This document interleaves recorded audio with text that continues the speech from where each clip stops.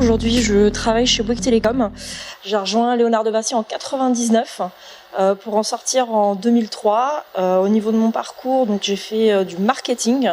Et en fait, ce qui m'a toujours plu dans cette école et la raison pour laquelle j'ai choisi, c'est le concret, le fait d'avoir des stages et aider l'entreprise à mieux travailler le client et à arriver à mieux comprendre le client, parce que finalement c'est ce qui m'intéressait dans le marketing, c'était la psychologie.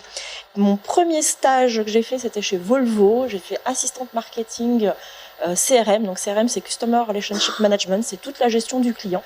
Et là je me suis rendu compte que en fait les gens que vous allez devenir, les chefs de produits, les chefs de marché, les marketeurs, en fait, avaient un manque cruel d'outils finalement pour réussir à mettre en place toutes leurs idées, leur créativité, et que souvent en fait des idées qu'ils avaient ne pouvaient pas sortir parce que l'informatique n'était pas capable de faire un certain nombre de choses, soit en termes de capacité à faire, de temps, ils n'avaient pas le temps de le faire, ou ils n'avaient pas l'argent pour le faire, ou c'était trop compliqué.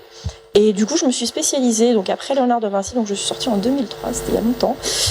J'ai fait ce qu'on appelait un DESS à l'époque, maintenant ça s'appelle un Master 2 d'informatique de gestion, pour justement apprendre un peu toute cette technique-là et pouvoir traduire le besoin des opérationnels, des marketeurs en spécifications techniques. Et du coup, depuis, je suis ce qu'on appelle chef de projet. Je travaille donc pour la direction marketing de Bouygues Telecom. Donc Bouygues Telecom, je pense que tout le monde connaît.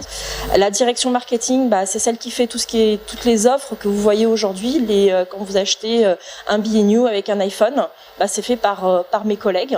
Et aujourd'hui, moi, je les aide justement à mettre en place tous leurs projets, tous leurs besoins, quand ils se disent j'ai besoin de connaître tel client, ou j'ai besoin de lui envoyer tel email pour lui faire telle promotion, etc. En fait, ils s'adressent à moi, ils me disent Julia, j'ai un besoin, je sais pas comment le mettre en place, aide-moi à parler à la technique parce que moi j'arrive pas à leur parler. Et moi je traduis tout ça pour eux parce que je comprends leur business et je comprends leurs besoins.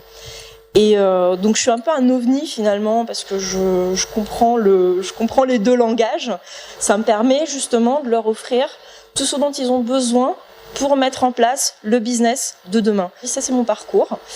Qu'est-ce que je peux vous dire pour la suite? Vous allez avoir votre premier stage.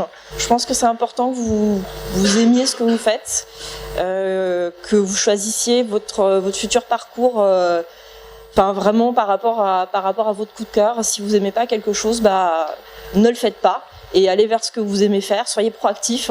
Proposez vos compétences, proposez votre bonne humeur, votre savoir-faire.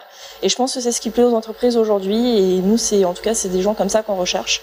Et voilà.